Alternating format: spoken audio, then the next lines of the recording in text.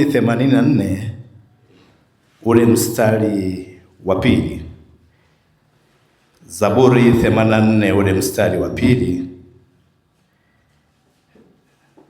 Biblia inasema, nafsi yangu imezionea shauku nyua za Bwana, na kuzikondea. Moyo wangu na mwili wangu vinamlilia Mungu aliye hai. Nafsi yangu imezionea shauku nyua za Bwana. Nyua za Bwana maana yake ni maskani ya Bwana. Nyua za Bwana maana yake nyumba ya Bwana. Huyu ni Daudi anaonyesha kiu yake kubwa, na unaona anataja shauku yake kubwa iko kwenye nyumba ya Bwana. Anaeleza maskani, nafsi yangu imezionea shauku nyua za Bwana, na kuzikondea. Moyo wangu na mwili wangu vinamlilia Mungu aliye hai. Ukiangalia mistari hii ni maeneo matatu ambayo Daudi anaonyesha anamhitaji Mungu kwa sehemu kubwa. Anazungumzia nafsi, anazungumzia moyo, na anazungumzia mwili. Kiu na shauku kwenye nyumba ya Bwana. Ndio maana nikaangalia nikasema ni maombi ya kuomba ili shauku na kiu na hamu kwa kanisa ama kwa watu wa Mungu ijengeke kwenye nyumba ya Bwana. Sasa kama huyu ni mtumishi wa Mungu mkubwa Daudi, anakuwa na kiu kwenye nyumba ya Bwana, ana shauku kwenye nyumba ya Bwana, ana hamu kwenye nyumba ya Bwana. Maana yake sisi tunatakiwa tuwe zaidi, kwa sababu ya agano ambalo tulipo, tufanye zaidi ya alivyofanya na alivyojidhihirisha. Ndio kazi ya Mungu, anataka aonekane zaidi ya alivyoonekana kwa kina Daudi. Sasa hapa maana yake ni maombi ya Daudi yanayoonyesha hamu yake au kiu yake juu kwenye nyumba ya Bwana. Kiu na shauku yake kwenye nyumba ya Bwana. Na bahati nzuri, kwenye nyumba ya Bwana ndio Biblia inasema mahali ambapo kuna uwepo wake. Kwa hiyo unapotamani uwepo wa Bwana, hautaukuta huko mtaani, hautaukuta huko barabarani, hautaukuta huko kwenye magenge. Uwepo wa Bwana utaukuta nyumbani mwa nani? Wa Bwana. Sasa hiyo inategemea shauku na kiu ambayo mtu anayo juu ya nyumba ya Bwana, ambayo ndani yake kuna uwepo wa Bwana. Sasa anapozungumzia nafsi au moyo, anazungumzia maisha yake. Maisha, neno moyo ama nafsi inawakilisha maisha, yaani maisha yake, au yule mtu wa ndani ana shauku na ana kiu. Lakini sio tu hivyo, anazungumzia pia mwili wake pia una shauku na kiu juu ya nyumba ya Bwana. Chape Bwana Yesu mkofi. Kwa hiyo naona mtu wa ndani, Biblia inaposema nafsi yangu yazionea shauku nyua za Bwana, nafsi, huyu ni Daudi anasema. Asa Daudi ni nani? Kama yeye Daudi anasema nafsi yake inaionea shauku nyumba ya Mungu, maana yake ni kwamba yeye hasa ni nani? Daudi hasa ni nani? Daudi hasa sio nafsi. Daudi hasa ni roho. Wewe sio nafsi wala mwili, wewe ni roho. Kwa hiyo anapozungumzia nafsi ama moyo, anazungumzia yule mtu wa ndani. Ni kiu ambayo inajengeka ndani, ni shauku inayojengeka ndani, ni hamu inayojengeka ndani ya watu kutafuta namna ya kukaa nyumbani mwa Bwana kila wakati na kila muda, kwa ajili ya kukutana na Mungu na kwa ajili ya kuhudumiwa na Mungu. Hiyo shauku kwenye nyakati hizi imekata. Utamwona mtu anakuja kwa sababu ana matatizo, na anapokuwa na tatizo anataka ombewe, lakini ile shauku na kiu kwenye nyumba ya Bwana imekata. Shauku na kiu kwenye nyua ya Bwana imekata, hamu haipo. Atachukua hatua kwa sababu ana changamoto, atachukua hatua kwa sababu ana changamoto fulani, lakini yeye kama yeye, habari za nyua za Bwana ama nyumba ya Bwana, hiyo kiu haipo. Bwana Yesu atusaidie sana. Bwana Yesu atusaidie sana. Kuna kiu juu ya Mungu, lakini kuna kiu juu ya nyumba ya Bwana. Na hiyo kiu juu ya nyumba ya Bwana unakutana nayo Mungu anapokuwa kwenye nyumba yake. Ni shauku, ni kiu, si msukumo, si kusukumwa, no, ni mtu mwenyewe ndani yake ana shauku na kiu juu ya nyumba ya Bwana. Bwana Yesu Kristo apewe sifa. Haleluya, haleluya, haleluya, haleluya. Hii ndio unakutana na Daudi anasema, nalifurahi waliponiambia twende nyumbani mwa nani? Alifurahi. Unaona, hamzungumzii Mungu pale.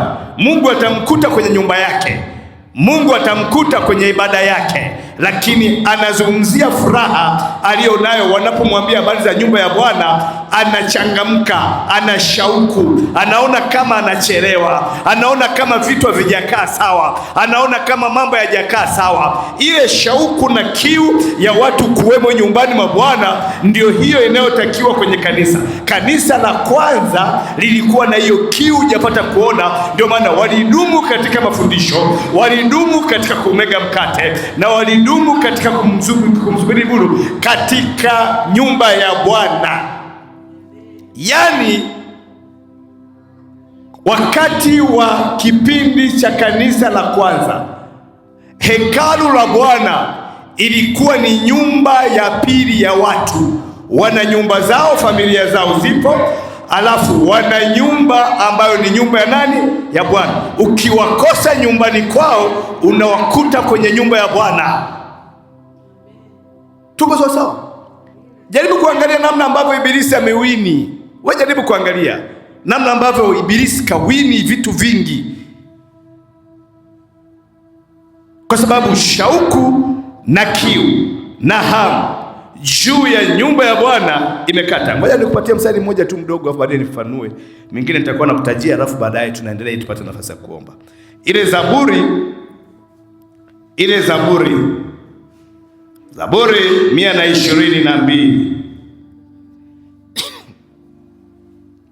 Zaburi 122. Zaburi 122. Ule mstari wa kwanza hadi wa 9.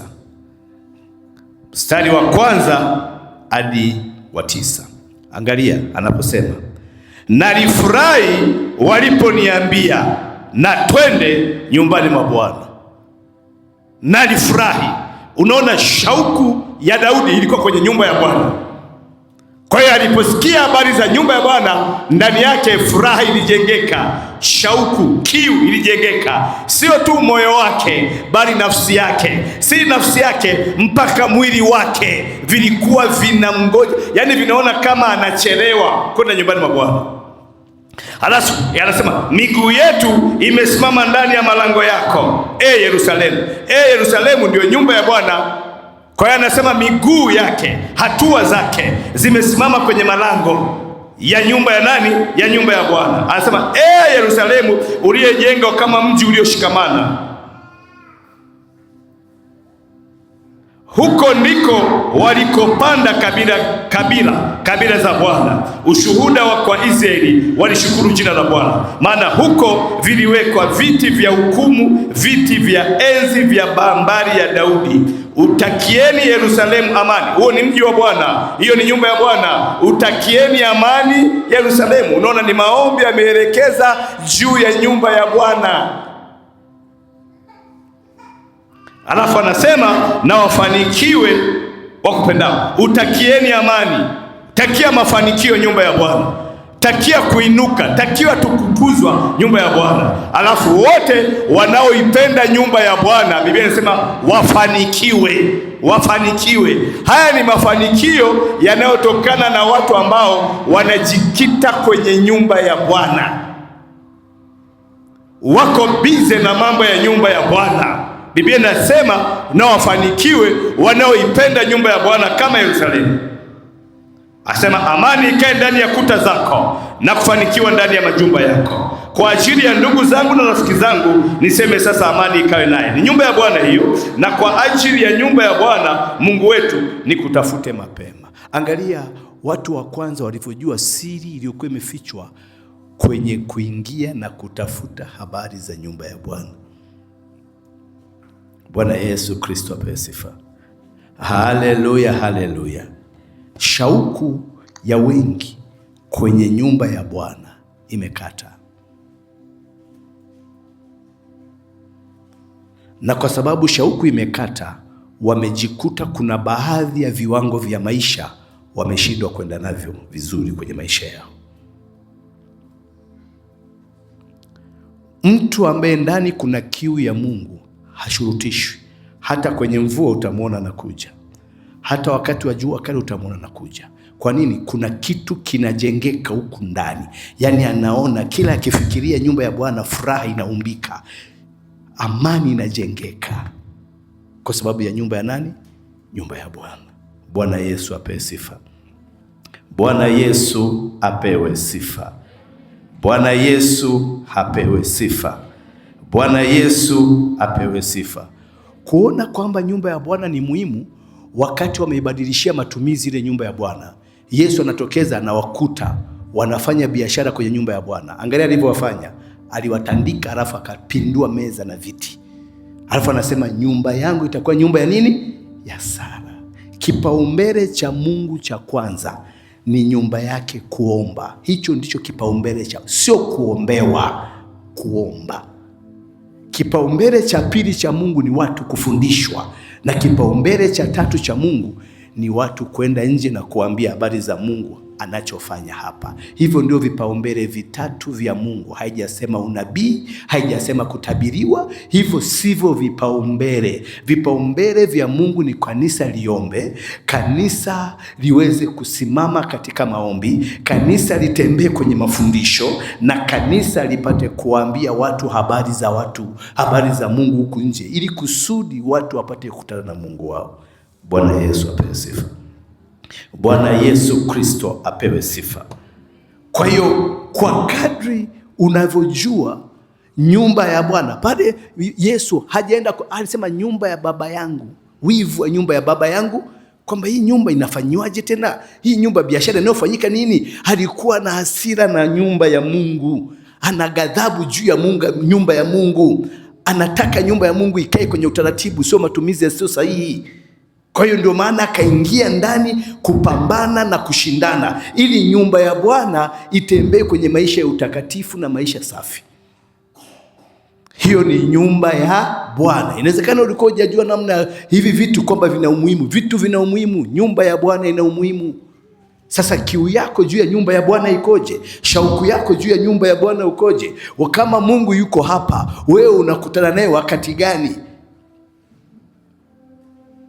Shauku yako ni nini? Hamu yako ni nini juu ya nyumba ya Bwana? Tafsiri yako juu ya nyumba ya Bwana ni nini?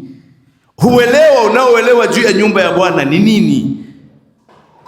Unajua kuna faida gani juu ya nyumba ya Bwana? Na unajua unapata nini juu ya nyumba ya Bwana? Maana kama Mungu angekuwa anahusika tu na roho, angeachana, angekuwa anawapiga wanini wale? Alikuwa anawafukuza wanini? Maana yake nyumba yake ipate kukaa katika utaratibu anaotaka. Bwana Yesu apewe sifa. Bwana Yesu apewe sifa. Bwana Yesu apewe sifa. Ni sababu gani hizo ambazo zinasababisha ili watu wapate kujua na kubadilisha mtazamo wao juu ya nyumba ya Bwana? Ni sababu gani? Labda niseme hivi, biashara zote za Mungu hapa duniani zinamilikiwa na kanisa lake ambalo ni hapa. biashara zozote hizo unazofanya kwako, hizo ni za kwako. Mungu macho yake yako hapa. Shughuli zote, utendaji wake wote, mipango yake yote anawekeza humu ndani kwanza. Akija mjini kutembelea mji, eneo lake la kufikia ni kanisani kwanza, alafu kanisa ndio linamtoa nje. Ndio maana unakuta Yesu akaingia hekaluni, baadaye akatoka akaenda mjini. Amefika kwanza. Maskani ya Mungu, makao ya Mungu, nyumba ya Mungu ni humu. Kwa hiyo shughuli zote za kiungu ndani ya ulimwengu huu Mungu anazifanyia kanisani.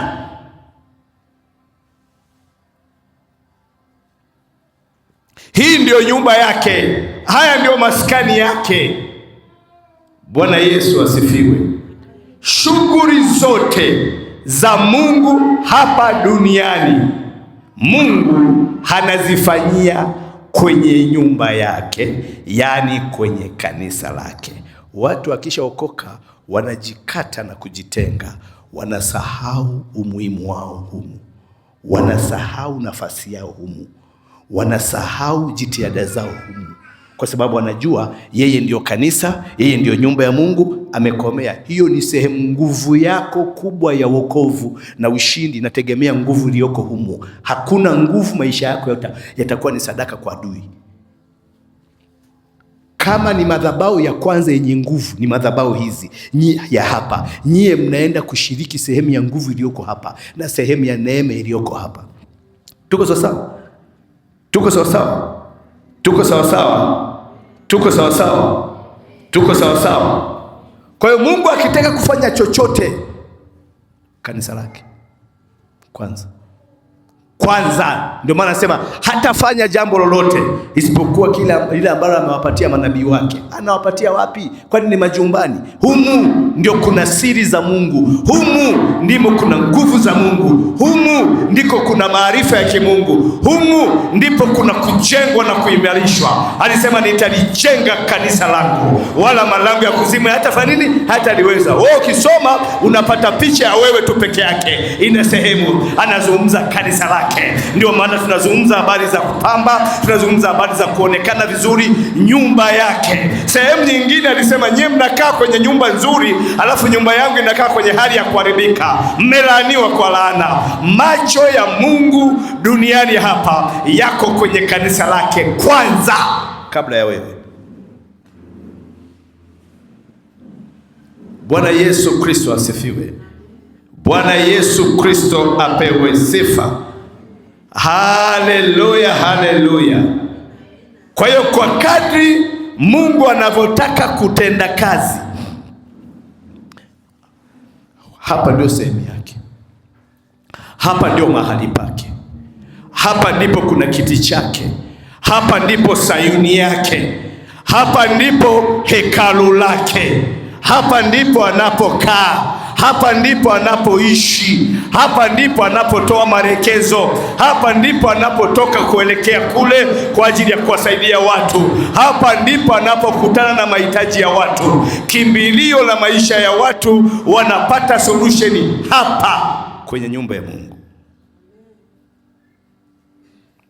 Sasa na hapa kiwi kikata, umepigwa pakubwa, umepigwa pakubwa. Bwana Yesu Kristo apewe sifa. Kwa hiyo lazima ujue ya kwamba biashara au shughuli za Mungu hapa duniani zinatawaliwa na kanisa. Na kanisa unalipata wapi? Kanisa hapa.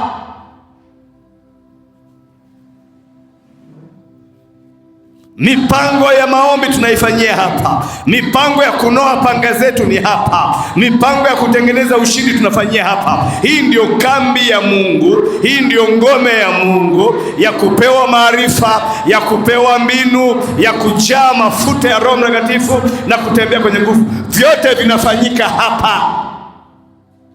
Kwa hiyo lazima connection yako na Mungu iwe kubwa kupitia. Kwa sababu gani? Mungu anapatikana hapa. Ndio maana nasema nyumba yangu itakuwa nyumba ya nini? Ya sala. Anapatikana hapa, anaonekana hapa. Watu wa sasa hivi adui anachofanya na shughuli nyingi ni kuwakata, kuwa disconnect na nyumba ya Mungu. Na kwa sababu adui anawapiga pakubwa. Bwana Yesu Kristo atusaidie sana. Haleluya, haleluya, haleluya, haleluya. Lakini pia Biblia inasema ya pili, tunadumu kutiwa nguvu katika ushirika. Yaani tunapokaa pamoja, ile nguvu ya Mungu, ule uweza wa Mungu unategemea ushirika wetu, ule umoja wetu, kule kukutana kwetu, kule kuomba kwetu pamoja, kule shauku, ule ushirika tunapokuwa nao, ndipo Mungu anatutia nguvu. Mungu hatutii nguvu hewani, hatutii nguvu kwenye nyumba zetu, anakuja kututia nguvu kwenye nyumba yake. Ndio maana Biblia inaeleza habari za wale mitume walikuwa sehemu moja, wakiwa wamekaa gorofani, ukaja uvumi kama uvumi wa upepo. Upako wa Roho Mtakatifu hauko chumbani kwenu, upako wa Roho Mtakatifu uko ndani ya nyumba ya Mungu. Ndio maana Daudi anasema, niliambiwa twende nyumbani na Bwana, nafurahi. Kwa nini? Anajua ndani ndipo kuna nguvu ya Mungu, kuna uweza wa Mungu, na kuna kudumishwa kwa ushirika baina ya watu wa Mungu na watu wake. Bwana Yesu apewe sifa. Unajua, usipojua vitu vya namna hiyo, utafikiria ya kwamba nyumbani kwako ndio bora zaidi, shughuli zako ndio bora zaidi, lakini unapigwa pakubwa, kwa sababu kiu ikikatwa ya watu kuomba na watu kuja kanisani, adui ameshinda pakubwa. Kwa sababu gani? Watapataje nguvu? Mungu atazungumza nao vipi? Mungu atawakumbusha vipi? Mungu atawaimarisha vipi? Mungu atawaonya vipi? Wakati shughuli zote za Mungu hazifanyiki kwenye majumba yenu. Shughuli zote za Mungu zafanyika kwenye nyumba ya Mungu, na watu ndio wamejitenga na nyumba ya nani? Wamejitenga na nyumba ya Mungu. Kwa hiyo watu ambao wanajitenga na nyumba ya Mungu, manake wanajitenga na nguvu za Mungu. Bwana Yesu asifiwe. Bwana Yesu asifiwe. Okay, anasema nitalijenga kanisa langu, wala malango ya kuzimu. Analijengea wapi? Majumbani. Hapa ndio watu wanaimarishana. Unapofundishwa unajengwa, unapofundishwa unakumbushwa, unapofundishwa unatiwa nguvu, unapofundishwa kuna vitu vinaendelea. Mambo yote yanafanyikia hapa. Ndio maana ukikosa kiu ya nyumba ya Mungu, sijui utakuwa na kiu ya kitu gani. Bwana Yesu Kristo apewe sifa. Haleluya, haleluya, haleluya, haleluya, haleluya, haleluya. Kwa hiyo lazima ujue nyumbani mwa Bwana ndio sehemu ya kutiwa nguvu. Wewe ukitoka na moyo wako vizuri, ukaachilia moyo wako vizuri, wakati mwingine hata hauombewi, unashangaa ili kukutanika tu hapo, unashangaa tayari kuna vibration. Kwani nguvu za Mungu zinapatikana hapa. Ndio maana hata wale watu wanaoumwaga yuko nyumbani, unampa eti nyumbani, unakaa nyumbani, unafanya nini? Njoo kanisani, njoo. Wanaokuja hapa wanashangaa, wakishatoka wanatoka wazima. Nini? Hapa ndipo kuna nguvu, hapa ndipo kuna uweza, hapa ndipo kuna uponyaji, hapa ndipo kuna ufungulivu, hapa ndipo kuna mkono wa Mungu na uwezo wa Mungu kukusaidia. Vitu vyote vya kiungu unavikuta ndani ya kanisa, unalikuta ndani ya jengo la Mungu. Hapo ndipo Mungu anajidhihirisha na kujifunua kwa watu wake. Bwana Yesu Kristo apewe sifa. Haleluya. Lakini tunaona pia hata huduma ya Yesu ilikaa kwa sehemu kubwa hekaluni. Ndio maana ukisoma wakati ule wazee wake wamemtafuta huko, wanasema wewe unatusumbua, umesumbua wazazi wako, wamesumbua kukutafuta. Anasema nyie hamkujua kwamba ilinipasa kuwemo nyumbani mwa baba yangu? Hamkujua? Anawaambia ilinipasa kuwemo nyumbani mwa nani? Mwa baba yangu. Alikaa amekaa pale anajadili mambo ya Mungu, anazungumza na wale Mafarisayo, anashindana nao, anatoa hoja, wanashangaa. Marumbano yao yote yalikuwa yanafanyika ndani ya nyumba ya Mungu. hayakuwa yanafanyika mtaani. Ndiye anasema imenipasa kuwemo nyumbani mwa nani? Mwa Bwana. Ndio maana anasema watu ambao wana kiu na shauku juu ya matendo makuu ya Mungu, utakuta hata mtu akichelewa kufungua mlango anaona kama anawasumbua. Manini? Anajaa, anataka aingie humu. Kuna vitu anataka avizungumze, kuna mtu anataka akutane naye, kuna mkono anataka umguse. Kwa hiyo ile shauku na kiu inajengeka kwa kiwango kikubwa ndani yake, kwa sababu anasema nalifurahi waliponiambia twende nyumbani mwa nani? Mwa Bwana. Chape Bwana Yesu makofi. Haya makofi hayatoshi. Kwa hiyo unataka kutiwa nguvu toka utukufu kwenda utukufu. Haifanyiki hivi, haifanyiki nyumbani kwako wewe mama love. Inafanyika wapi? Hapa. Hii nguvu iliyoko hapa ndio inabeba kuwahudumia wote, ndio ina uwezo wote wa kuwahudumia nyie wote, ya hapa, ya nyumbani kwako. Tena kama hujaichochea vizuri inaweza kusaidia sehemu ndogo, lakini ya kimungu ambayo Mungu ameiwekeza hapa ndio inaokujengea stamina ya kutoka sehemu kwenda sehemu. Ndio maana nikasema ni maombi ya kurudisha shauku juu ya nyumba ya Mungu. Bwana Yesu Kristo apewe sifa. Haleluya, haleluya, haleluya, haleluya. Haleluya, haleluya. Kwa watu wanasema, kwani ni lazima nije kanisani sasa? Baba, si unaweza ukaniombea? Kwani ni lazima? Naweza nikafanya shughuli zangu, baadaye utakuwa unaniombea. Kanisani haji. Niliwaambia alikuja Manase, mtoto wa Manase. Amenikuta niko mezani, anasema baba, alisema nafikiri sikio, kama sikio linampa shida. Kama sio sikio, macho. Sikio ni mtoto wangu, ningeweza tu kuweka mikono pale moja kwa moja pale. Nikaambia tangulia kanisani. Tangulia kanisani. Nachotaka kumzoeza hasifikirie baba ni chipu. Aje kanisani, asikilize, kumwombea nitamwombea, na kweli nilivyomwombea ile shida haijatokeza tena. Jamani, nguvu za Mungu zinapatikana ndani ya nyumba yake. Kuna upako katika maeneo matatu. Kuna upako juu ya madhabahu, kuna upako juu ya hema, na kuna upako juu ya mtumishi. Utukufu unaitwa utukufu. Kuna utukufu juu ya utumishi wa Mungu inaokaa juu. Kuna utukufu ambao umefunika hema, na kuna utukufu ambao uko juu ya madhabahu. Utukufu maana yake kuonekana. Utukufu maana yake kujulikana. Utukufu maana yake kujifunua. Vyote vile viko ndani ya hema. Mimi nikitoka hapa, upako uko hapa.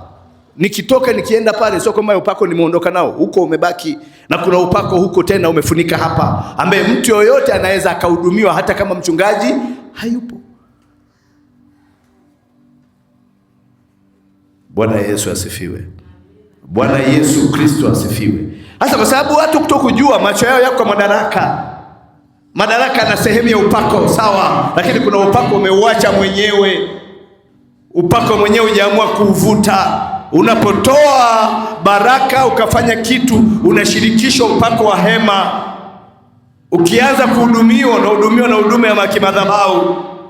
Ukifanya kitu kwa ajili ya kanisa, uko upako wa kukusaidia wa kanisa ambao unaingia kazini kukusaidia. Bwana Yesu apewe sifa. Haleluya, haleluya. Haleluya, haleluya. Unataka nguvu hapa. Ndio maana utashangaa kuna mtu akitoka hapa amevibrate, ameguswa, akirudi kwao huko kwenye majumba ya ajabu ajabu kule, akishafika tayari anakuta kuna nyumba zimejaa nguvu za giza, ananyonywa tena shwap, akija tena humu anachomoka. Sawa, unapokuja hapa ndio unapata mbinu namna ya kuweza kuoccupy, namna ya kuweza kutumia upako ulioko hapa na mabadiliko ya maisha ya kwako na maisha ya nyumbani kwako. Sio ukiwa hapa unafurahi, ukienda kule kuna shida. Ukiona hivyo kuna shida. Kwa hiyo kuna namna ya kufanya, lakini hizi falme zinafanya kazi kwa nguvu. Lazima ujue namna ya kujaa nguvu za Mungu. Lazima ujue namna ya kutembea na nguvu za Mungu ili kutengeneza mabadiliko. kwenye maisha ya kwako, lakini bila kusahau nyumba ya Bwana, bila kusahau nyumba ya Bwana. Tuko sawa? Nimekuambia Yesu huduma yake nyingi zilikuwa zinafanyika kwenye hekalu sana. Ukifuatilia alikuwa ni hekaluni. Tena nasema alienda kwenye masinagogi yao kama ilivyokuwa desturi. Kila wakati alikuwa nao. Bwana Yesu Kristo apewe sifa. Haleluya, haleluya. Ninachozungumza ni nini? Kwa nini waamini wanapaswa kukutana kanisani kwa ajili ya kuabudu? Kwa nini? Kwa nini? Kwa sababu hii, kwa nini itakupa kiu na shauku kubwa. Kanisa la kwanza lilikaa hekaluni, walidumu. Sitaipotea mstari, lakini naisema, nafikiri unajua. Walidumu katika mafundisho, kumega mkate, nyumba kwa nyumba, na katika maombi. Kanisa la kwanza. Hebu jaribu kuangalia namna ambavyo nguvu ya Mungu ilivyotembea. Jaribu kuangalia namna ambavyo Mungu alivyolitumia ile kanisa kwa heshima, na namna ya kulitukuza kanisa kwa matendo makuu. Ni kwa sababu kanisa lile lilijua namna ya kujikusanya pamoja. Hakuna jeshi la mtu mmoja. Mama, huwezi pigana we mwenyewe. Saa zingine labda hizo nguvu zimesha kushinda. Tunapokutanika pamoja, ni kuni zimekutanika pamoja. Mungu akiwasha moto, anawasha moto kwa wote. Hakuna kuni moja ambaye inaweza kapika huko. Ukikaa wewe ni kuni, mimi ni kuni, huyo ni kuni, huyo ni kuni. Baada ya muda tukikutanika pamoja, kuni zinatoa moto wa kutosha. Ule moto wanashangaa, wale watu wanaosali pale, wale watu wanaofanya hivi, wale watu wanatujua. Kwa sababu gani? Kuna kitu kimetuunganisha pamoja, ambacho kinatembea pamoja katikati yetu. Kuna moto uliotufunika pamoja. Kuna lugha ambayo inatufanya tuzungumze lugha moja, na kuna imani ambayo tunayo, na tunatiana nguvu hatua kwa hatua. Ikienda namna hiyo, ulimwengu wa roho upande wa giza unaweza kupata shida. Kwa sababu gani? Tazama ilivyo vema na kupendeza ndugu wakae pamoja, tena kwa umoja. Ni kama mafuta yashukayo kutoka ndevu za Haruni mpaka upindo wa vazi, maana ndiko Bwana alikoamuru baraka. Kuna baraka zinaachiliwa kwa sababu tumekaa pamoja.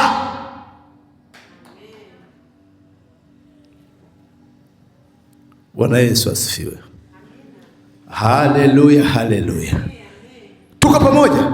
Hebu acha yeye kusema mimi ndio nyumba ya Mungu, mimi ndio hekalu. Sawa, lakini elewa kwamba kuna upako unapunjwa, kwa sababu hujui namna ya kujicoordinate, hujui namna ya kujiconnect. Na sasa hivi watumishi sasa, na tuna shida. Mtumishi huyu ni mtumishi wa fungu la 10, huyu ni mtumishi wa zaka, huyu ni imefika hatua mitandao imekuwa kama sijui imekuwa nini. Bwana Yesu apewe sifa. Bwana Yesu apewe sifa. Shughuli zote za Mungu zinafanyikia kwenye nyumba yake. Zote za Mungu zinafanyikia hapa.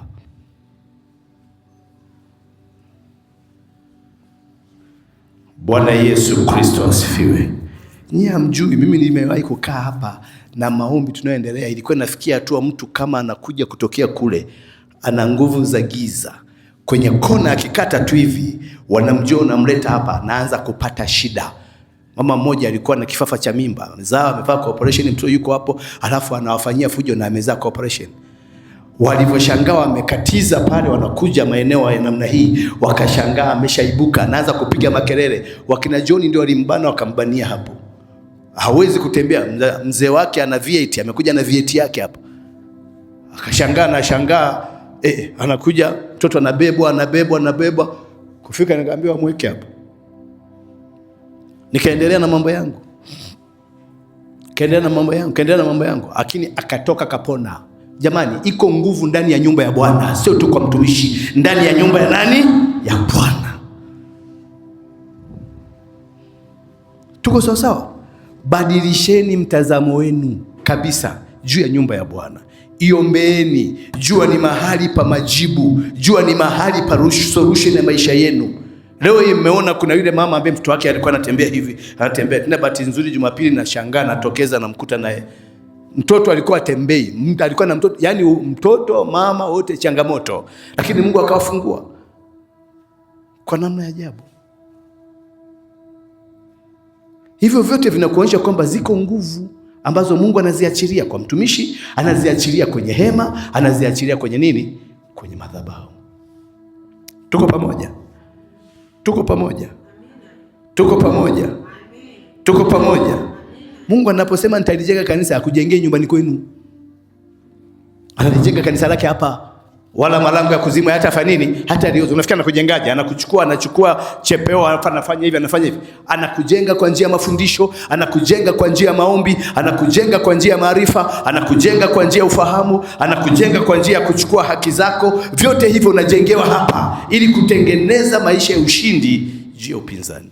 Chapie Bwana Yesu makofi. Bwana Yesu Kristo apewe sifa. Na mtu yoyote anayejitenga na nyumba ya Bwana anajitenga na nguvu ya Mungu. Mtu yoyote anayejitenga na nyumba ya Bwana anajitenga juu ya nguvu. Kwa sababu kama natoka nguvu kwenda nguvu, hizo nguvu haziko majumbani mwenu, ziko hapa. Ndio Mungu anaamua, anachukua ule utaratibu, anaweka, anamuimarisha huyu, anamtia nguvu. Hapa ndio garage. Hapa ndio garage. Wanasema ni service. Service ni garage. Watu ambao wanaendesha magari wanajua, wanapokwenda garage manake kuna kitu wanakitoa, kuna kitu wanarekebisha. Kama ni oil wanairekebisha. Kama ni steering umekaa vibaya, haipigi honi, kuna pancha wanarekebisha. Kanisani ni eneo la service. Maana yake matengenezo. Unakuja kichwa kinauma, Mungu anakuponya, unatoka ukiwa mzima. Unakuja hauna nguvu, unatoka una nguvu. Hiyo nguvu haiko kwa mtumishi wa Mungu. Wengine hata sijaombea wanakutana na nguvu ambayo imetengenezwa ndani kwa njia ya maombi yasiyokoma.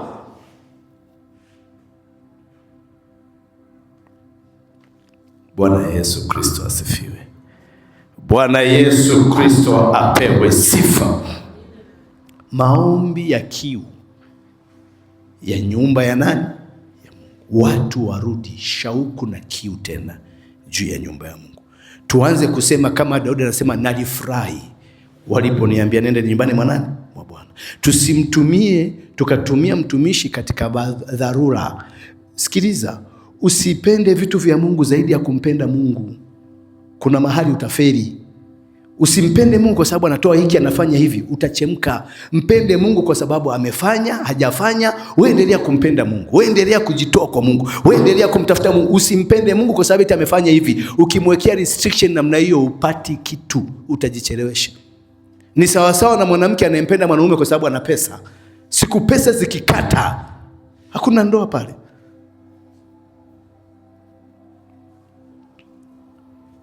Bwana Yesu Kristo apewe sifa. Kwa hiyo mtu yoyote anayebadilisha matumizi ya kuabudu kanisani anakata nguvu ya Mungu kanisani.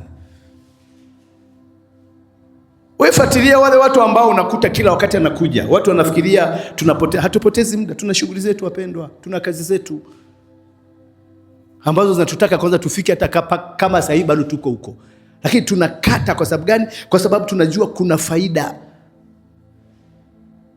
Tunapokuwa nyumbani mwa Bwana ziko baraka ambazo Mungu ameziachilia. Anapokuona una shauku. Sina mkumbuka yule Hana alienda kulia, hata akumwambia nani amwekee mkono. Yeye aling'ang'ana, yuko hekaluni, akang'ang'ana na maombi, mwisho Mungu akamconnect na muujiza wake. Lakini haikumkutia kwake, ilimkutia nyumbani mwa wapi? Mwa Bwana. Bwana Yesu asifiwe. Haleluya, haleluya, haleluya. Haleluya, haleluya, haleluya. Haleluya, haleluya, haleluya. Kile kitabu cha Zaburi 84 mstari wa 7. Alafu tuingie kwenye maombi. Bado mstari kamili. Zaburi 84 ule mstari wa 7.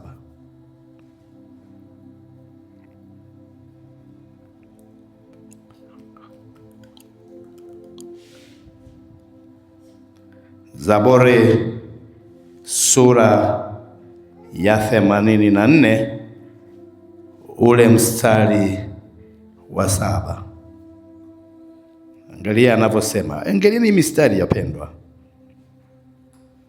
Hivi ni vitu ukivijua wala hutahitaji kung'ang'ana juu ya vitu. Ule mstari wa 7. Angalia anavyosema. Anasema hivi: huendelea toka nguvu hata nguvu, huonekana Sayuni kila mmoja mbele za Mungu. Sayuni ni nyumba ya Bwana. Sayuni ni maskani ya Bwana. Sayuni ni makao ya Bwana. Kwa hiyo unaona wanaendelea nguvu hata nguvu. Alafu huonekana Sayuni kila mmoja mbele za nani? Mbele za Bwana. Tunapokuwa hapa tuko mbele za Bwana. Tunapokuwa tunaendelea hapa, huwe na uhakika Mungu anatuchukua kutoka nguvu kwenda nguvu. Haya mambo hayafanyiki majumbani, yanafanyika kwenye nyumba ya nani? Ya Bwana.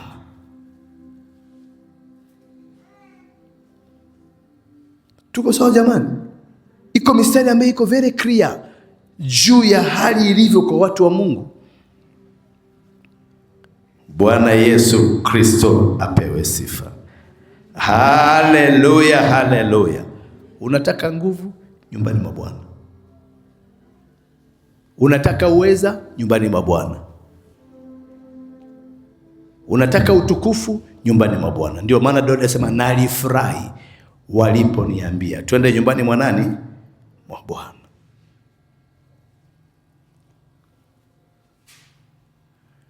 Haleluya, haleluya. Haleluya, haleluya. Kwa hiyo ukishajua namna hiyo, hutasema tukasema umekutana na mtumishi, wewe utang'ana na nyumba ya nani? Sikuna hadi umeona tunatoka nguvu kwenda nguvu. Kwa hiyo atakusaidia, atakuimarisha, atakutia. Ndio maana wote ambao walikuwa nasumbuka, wanaomba sana, wanalia hapa, walikuwa na changamoto nzito, waulize kama zile changamoto zilidumu. Haikuwa maombi madaraka, wala mimi hata isipokuwa wao wenyewe walipokuwa wanajiconnect na kitu kinachoendelea, ile nguvu ambayo imeifunika hii nyumba. Yule malaika anayehudumia watu wa hii nyumba anapoona ile shauku na kiu, anaachiliwa maelekezo, wanaenda wanasaidia. Kama ni ndoa ina shida, wanafika wanasaidia. Kama ni tatizo la uchumi, wanasaidia. Wote waliokuwa wanajibidiisha kwenye issue za kimungu, Mungu hakuacha hivi hivi. Kuna kitu alifanya kwa ajili yao. Bwana Yesu Kristo apewe sifa. Haleluya, haleluya. Haleluya, haleluya. Daudi anasema nalifurahi. Lakini leo ifurahi kwa wapi? Mzee, furahi kwa wapi? Shauku na kiu ya Mungu, ya nyumba ya Mungu iko wapi? Alafu nyewe watu wengine mko tu karibu hapa. Uliza tulivyokuwa mimi na mchungaji. Tulikuwa tunasali kule Marunga. Tulikuwa tunakwenda kwa miguu, si ndio? Tulikuwa tunakwenda kwa miguu. Tunaenda kwa miguu. Tunaenda kwa miguu. Wewe unatoka hapa hadi Marunga, wakati hakukuwa na vitu kama hivi. Sana sana labda nani, ukitaka labda una pesa ndio uchukua pikipiki hazikuwepo, wala baiskeli hazikuwepo, wala hizi bajaji hazikuwepo hicho kipindi. Ukitaka labda uchukue taksi. Sasa una familia nzima, taksi utaweza wapi? Lakini ile shauku juu ya nyumba ya Mungu, shauku, kiu, hamu inayojengwa ndani na nyumba ya Mungu, kuna upako unatokea kwenye hiyo kona. Bwana Yesu asifiwe. Tumalizie Isaya 60 mstari wa 7. Mstari wetu wa mwisho. Isaya 60 mstari wa 7. Baba yangu wa mbinguni, yanipasa nishukuru, singelikuwa ni wewe nisingelipata wokovu. Singelikuwa ni wewe nisingelipata wokovu. Baba yangu wa mbinguni, yanipasa nishukuru, singelikuwa ni wewe nisingelipata. Angalia anavyosema, makundi yote ya Kedari yatakusanyika hapa kanisani. Hebu mchapie Bwana Yesu makofi. Kondoo waume wa Nebayothi watakutumikia, watatumikia hapa kanisani. Mchapie Bwana Yesu makofi. Kondoo wote waume. Hapa anapozungumza kondoo usiseme mifugo, ni watu. Kwani mifugo hii inatutumikia? Kondoo wote waume wa Nebayoth watakutumikia. Watapanda juu ya madhabahu yangu kwa kibali, nami nitaitukuza nyumba ya utukufu wangu. Kumbe kuna nyumba ya utukufu wa Mungu. Kwa nini? Kutukuzwa, kujulikana, kufahamika. Ni Mungu anatukuza nyumba yake, anatukuza maskani yake, anatukuza mahali pa watu wake wanapokutanika. Anaitukuza, anaifanya ijulikane, anaifanya itambulikane, anaifanya ifahamike, anaitukuza nyumba yake. Kumbe kuna issue ya nyumba ya Mungu kutukuzwa.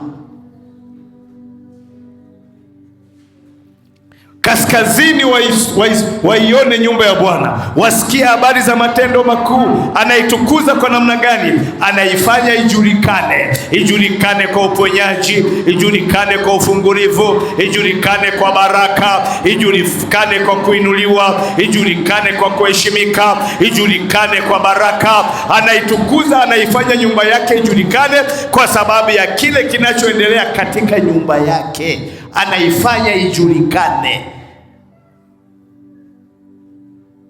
Kumbe sio tu kuna Mungu kuitukuza jina lake, lakini kuna namna anaitukuza nyumba yake. Kila anayekuja katika nyumba yake ya kiagano anapokea. Kila anayekuja kwenye nyumba yake ya kiagano anaipokea. Watu wasipojua ya kwamba Mungu anapoamua kutukuza nyumba yake, anatukuza na watu ambao wako ndani ya nyumba yake, atabadilisha maisha yao, atabadilisha muondoko wao, atabadilisha hatima zao. Mchapie Bwana Yesu makofi.